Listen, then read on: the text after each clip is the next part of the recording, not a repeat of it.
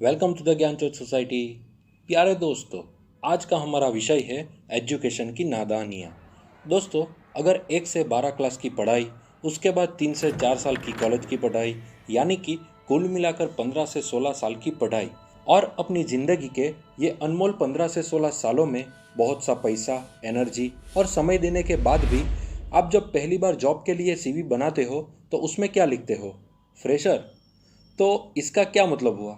क्या आपने इतने सालों में कुछ भी नहीं सीखा, या फिर आपने इतने सारे साल बर्बाद कर दिए? सीवी में फ्रेशर लिखने के बाद तो ऐसा लगता है मानो जिंदगी आ करके आपको बोल रही हो कि सर या फिर मैम, जरा ये आपकी स्कूल और कॉलेज की तरफ देखकर अपना हाथ हिला दीजिए, क्योंकि आपके साथ यह एक छोटा सा प्रैंक हुआ है। आप जरा सोचिए कि इन 15 से 16 सालों में आपने पढ़ाई के सिवाय किसी चीज़ को हर रोज सिर्फ 2 घंटे भी दिए होते तो आज आप उस चीज़ के मास्टर होते। अगर वो 2 घंटे आपने किसी स्पॉट को दिए होते तो आज आप उस स्पॉट के मास्टर होते, शायद ओलंपिक का हिस्सा होते अगर वो स्पॉट ओलंपिक में होता तो, या फिर आप उसमें गोल्ड भी उठा सकते थे।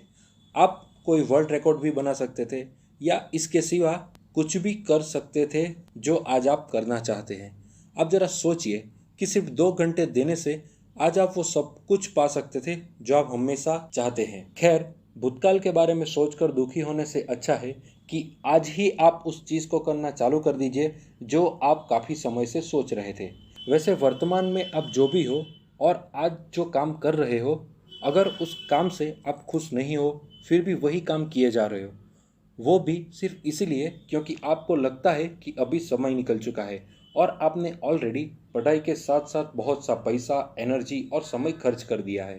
तो इस तकलीफ का कारण यह हो सकता है कि स्कूल या कॉलेज टाइम में आपको अच्छी गाइडेंस नहीं मिली, या फिर आप जो करना चाहते थे उसमें आपको सपोर्ट नहीं मिला।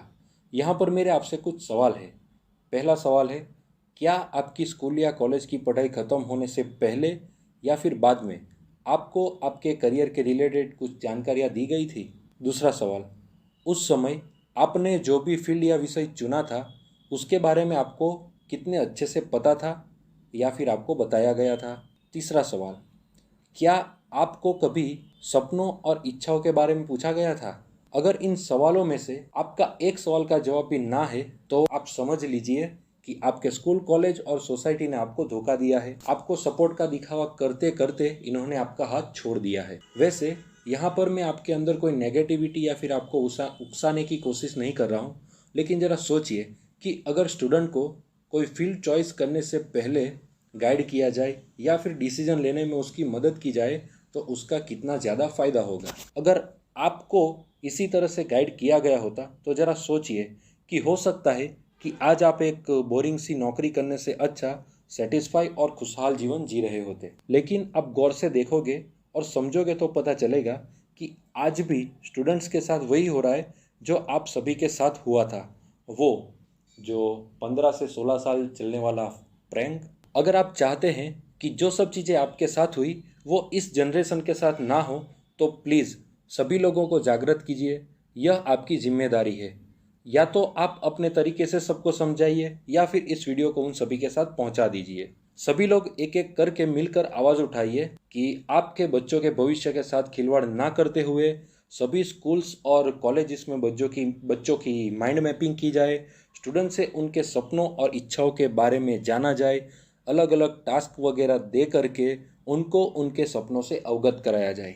इस छोटे से बदलाव से ना तो सिर्फ स्टूडेंट और उनके परिवार का भविष्य उज्जवल होगा, बल्कि हमारे देश का भी शानदार भविष्य बनेगा। वैसे हर एक जनरेशन में कुछ लोग ऐसे होते हैं जो आने वाली नई जनरेशन को नया रास्ता दिखा जाते हैं। अगर आप पेरेंट हो, बड़े भाई बहन हो, पड़ोसी हो या फिर जो भी हो, आपको एक चीज़ अच्छे से समझने की ज़रूरत है कि स्कूल में पढ़ाए जाने वाले सब्जेक्ट्स के मार्क सब कुछ नहीं होते। वो मार्क्स ही बच्चों की आइडेंटिटी या फिर आईक्यू को रिफ्लेक्ट नहीं करते हैं, क्योंकि क्या पता कि क्लास में सबसे कम मार्क्स लाने वाला या फिर फेल होने वाला स्टूडेंट किसी स्पॉट या फिर किसी और चीज़ का टॉपर हो। क्या पता उस बच्चे के पास इतना नॉलेज हो जो उस क्लास के टॉपर के पास भी नहीं हो। तो आज से आपको एक नई आदत डालनी है कि आपको सभी बच्चों की मार्कशीट के साथ साथ स्पॉट शीट और उनकी अदर एक्टिविटी शीट भी देखनी है। तो आज के वीडियो में बस इतना ही। लेकिन जाते जाते बहुत ही ज़्यादा इंपॉर्टेंट बात बताना चाहूँगा।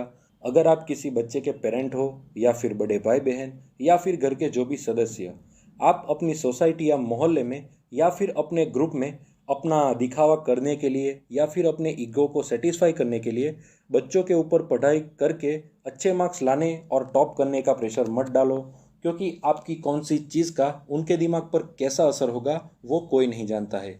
अगर ये वीडियो पसंद आई हो तो इसे सभी कॉन्टेक्ट्स में शेयर कर दीजिए और इस ज्ञान चौथ सोसाइटी चैनल को सब्सक्राइब कर दीजिए और ज़बरदस्ती दूसरों से भी करवाइए। तो आप हंसते रहिए, खुश रहिए और ज़रूरतमंदों की मदद करते रहिए। Thank you for watching.